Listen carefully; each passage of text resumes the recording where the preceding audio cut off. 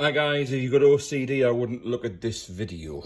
So, boxes there. I've got the cables coming up here.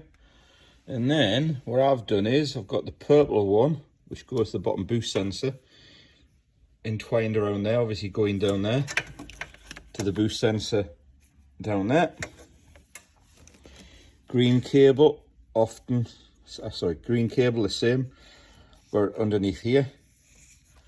And then what I've done is I've just pushed that back in there. Obviously your manifold boost sensor is there. So you've got your boost sensor down there, manifold sensor there, and basically my orange one, which is the cam cable, goes underneath there. I maybe could have put it underneath there. And then it goes on the camshaft sensor. And on the stage 2 box, you've got MAF.